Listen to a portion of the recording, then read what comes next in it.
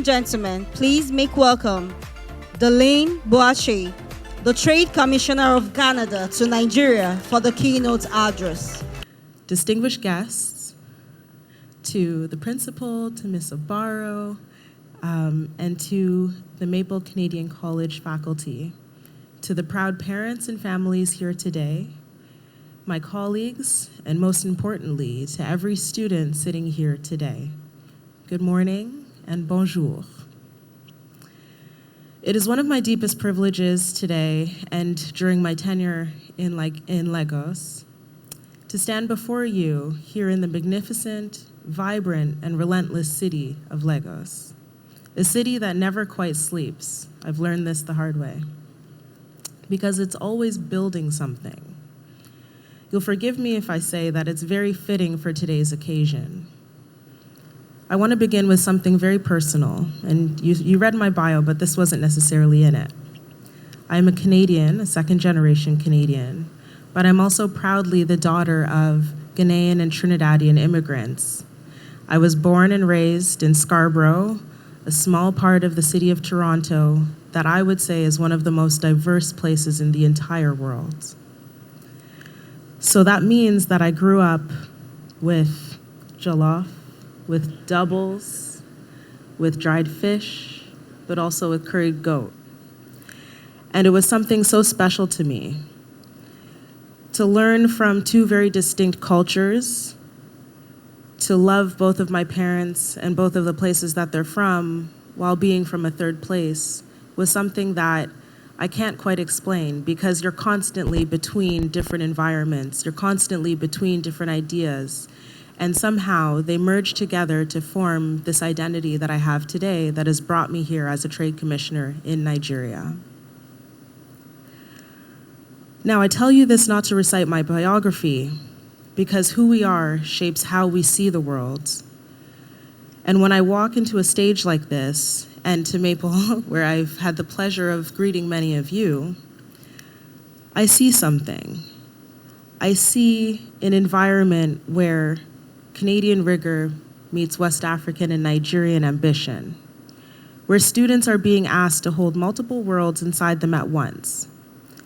And I do not see it as a curiosity. I see it as home.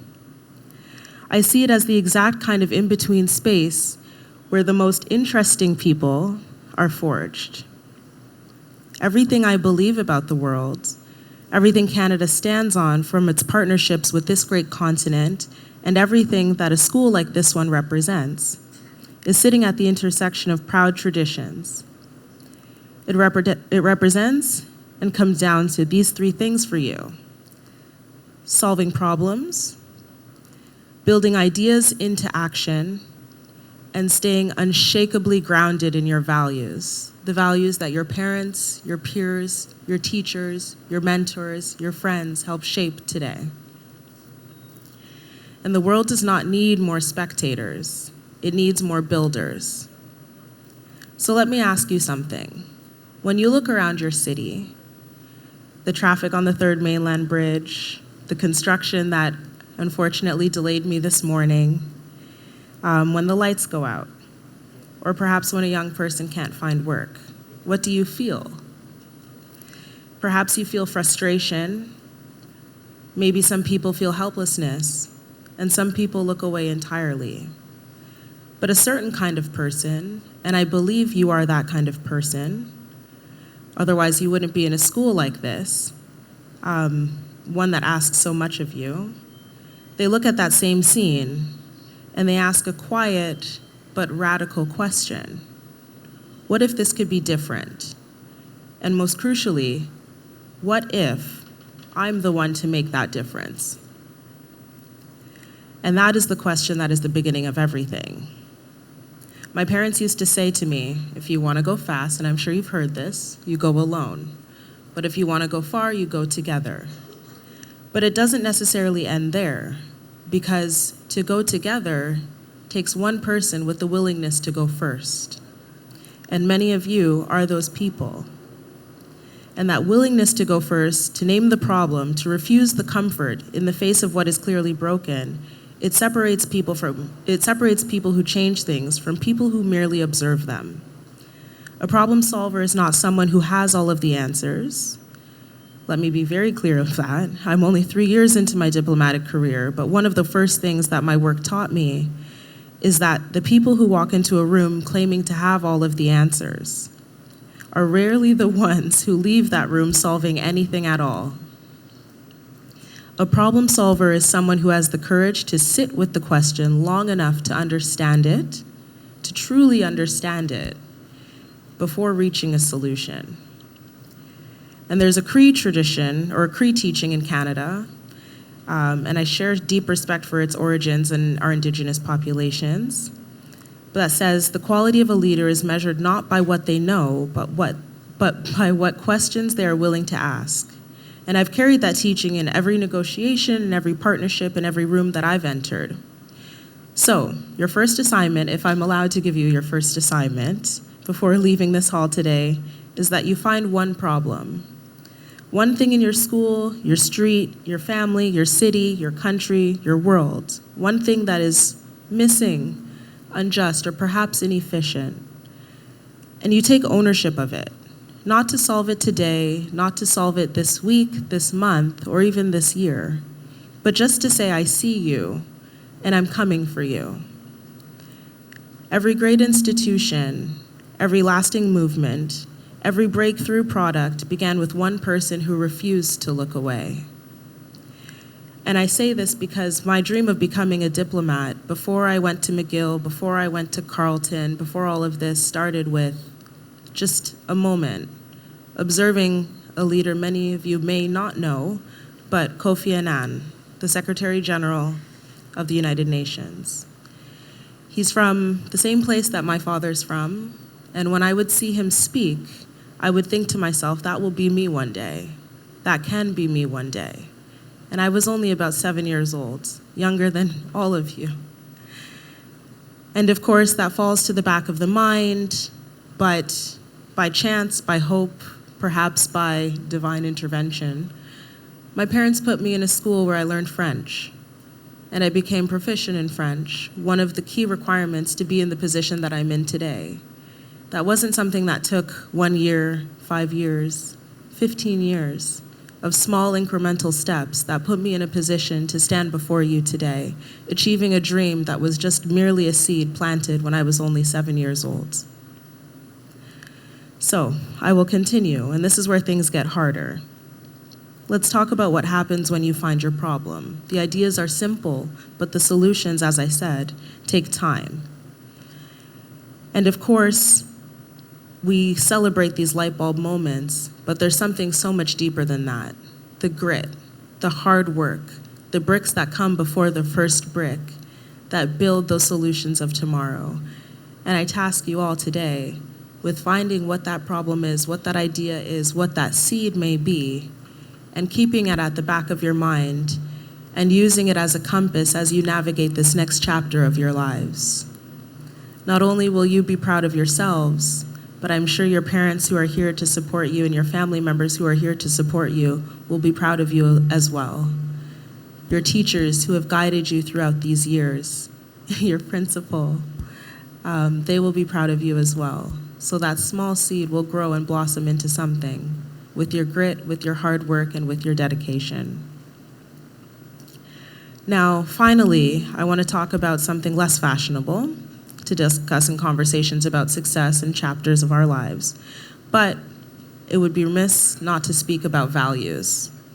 Not rules, not regulations, not the things you do because somebody is watching, but the things that you do, the things that you believe when nobody else is in the room with you. The commitment that holds you when holding them costs you something. Now, growing up between worlds is not always easy. Sometimes you feel the pressure to be a different version of yourself depending on what room you are in. To soften certain things, to amplify certain things, to perform belonging rather than belonging in and of itself. And it took years and more than a few mistakes to understand that the attempt to be all things to all people is not adaptability. It is a slow erosion of self. And the self that has been eroded cannot be trusted, not by others and not by you. Now, the idea of Sankofa, which you may have heard of, is represented by a bird that flies forward while looking back. And it speaks to something I have come to believe deeply. You cannot know where you are going if you do not know where you came from. This again, your roots, are not a weight, but they are a compass. And when you know what you stand for, what you truly stand for, in your bones, you make decisions faster. You know what is for you and what is not for you. So I encourage you all to be fully, completely, and uncompromisingly yourselves. Now, I ask that of you today, as you build your ideas into projects and as you transform your problems into solutions, as you grow your businesses and your careers and your influence, you are mindful of who else is in the room. Because you don't want to be remembered as the person who chased success the hardest without thinking about those around you. You want to be remembered as the ones that built something grounded in genuine values and service, in honesty, in care for others, in community.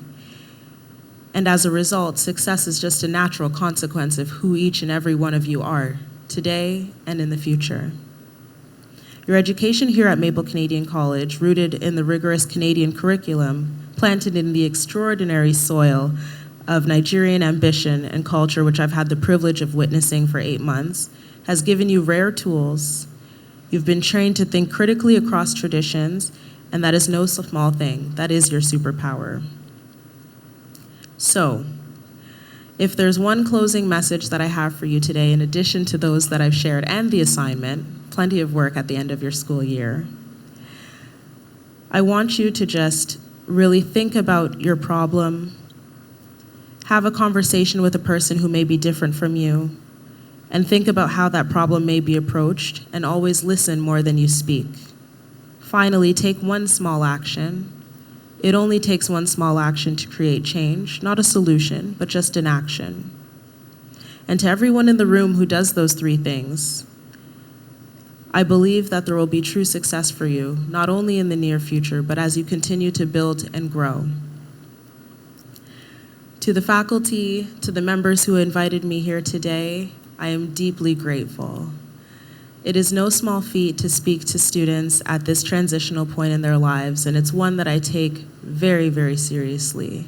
I've been in your seat multiple times, and it is a feeling of joy because the next chapter is starting, but also that longing because you recognize that this chapter is also closing. I encourage you all to be kind to one another, to live deeply in this moment, to thank your parents very deeply because this is their accomplishment as much as it is yours. And with that, I want to finally say, Canada believes in you, Nigeria needs you, and the world is waiting for you. So thank you, and the best of luck. Please keep clapping, keep clapping.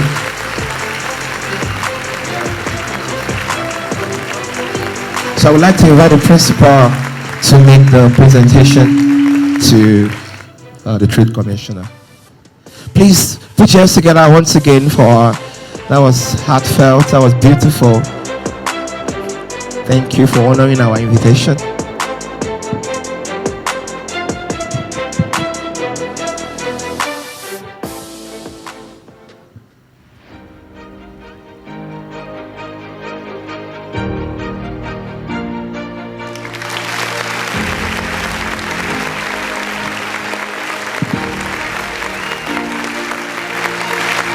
Please put your hands together, please. This is lovely.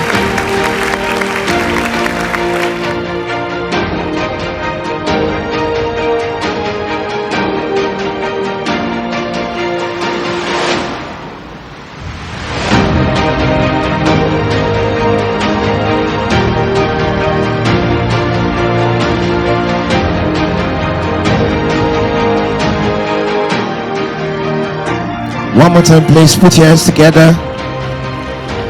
We want to say thank you to the Trade Commission on behalf of the president, the board of directors, management, staff, and students of Maple Canadian College. Maple Canadian College is an OSSD Canadian curriculum or Ontario curriculum school here in Lagos, Nigeria. We think that's fantastic. This is a bridge between our two countries. This is an opportunity for students to get a little slice of Canada, and we love that.